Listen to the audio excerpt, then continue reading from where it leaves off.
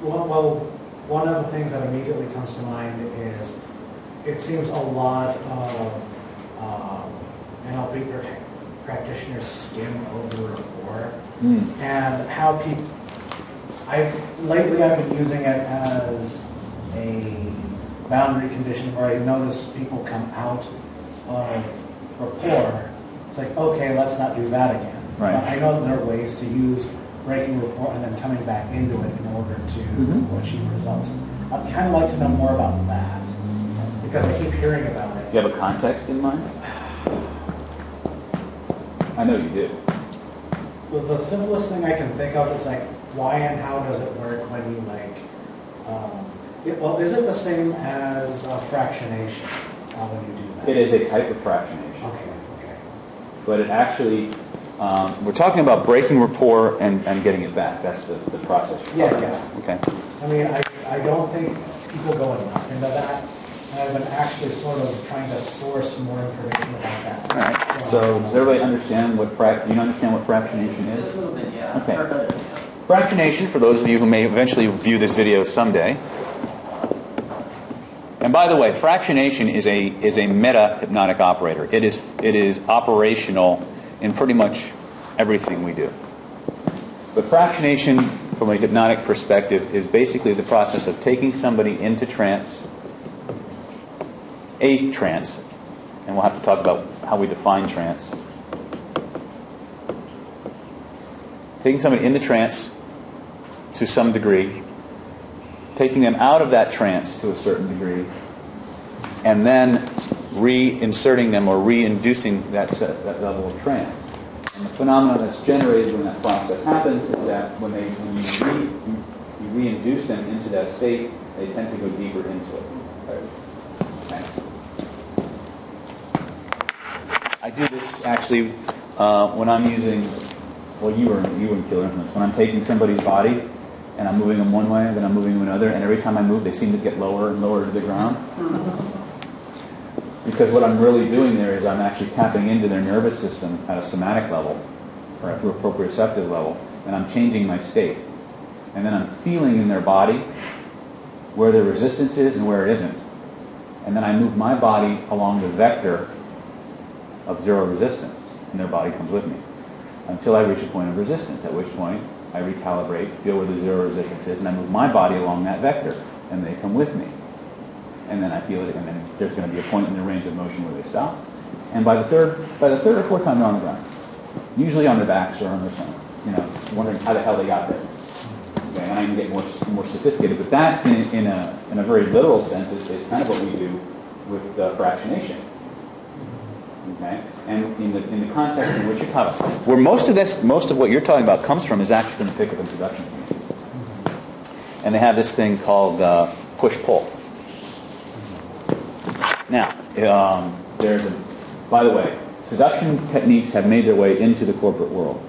Okay, if you haven't read the book Pitch Anything by Oren Klaff, get it.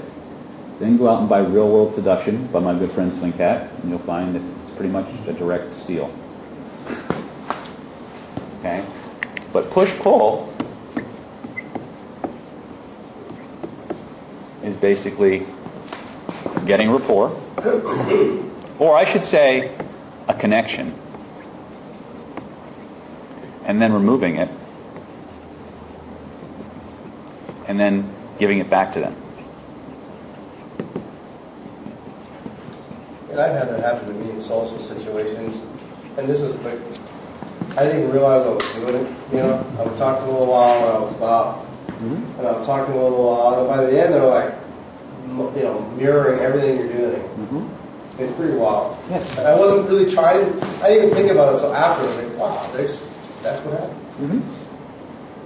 I've actually also seen that used as a distraction and a polite way to turn the guy down. It's like, oh, you need to, what's it called? That's really great. Well, hold on. Oh, wait, I know. You can actually talk to those guys over there because those guys are... You saw me do it on the bonus day for Killer Influence. I had, we were doing an erotic hypnosis setting, and I had 5 or 6 girls, and one was just being, there's always Oh yeah, I think I heard that story. a tough chick, right? Yeah. And at the end she was like... Oh yeah, and if you watch the video, you'll see me. I'll be playing with the girls, and I'll look at her and I'll go. And I've done it a couple of times. You actually see, I turn away, and she goes.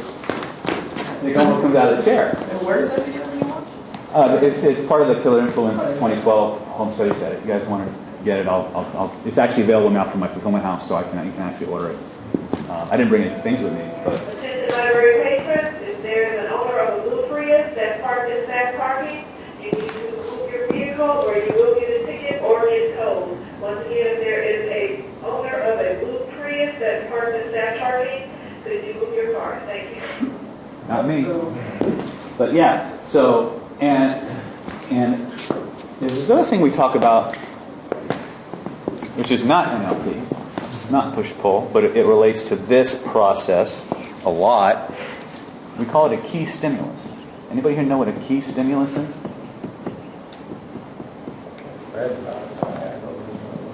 Key stimulus is very big when you're studying wildlife, animals, things like that.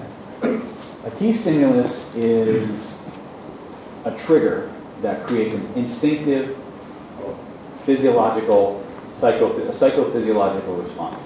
So one of the best ones is there's this particular species of bird that has this little red dot. The mother bird has a little red dot on its throat, and it goes out and it collects all this food. And it comes back to the nest, and the baby bird, through some instinct or whatever, takes a stick or its beak and pecks that spot, and the mom regurgitates the food and they eat it. Okay? It's pretty amazing. Well, human beings have certain types of key stimulus too. Press the button, this behavior happens. One of those goes directly to push-pull.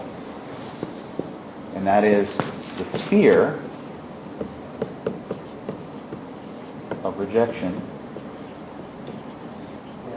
and ostracization. Okay? This aspect goes right to the reptile brain.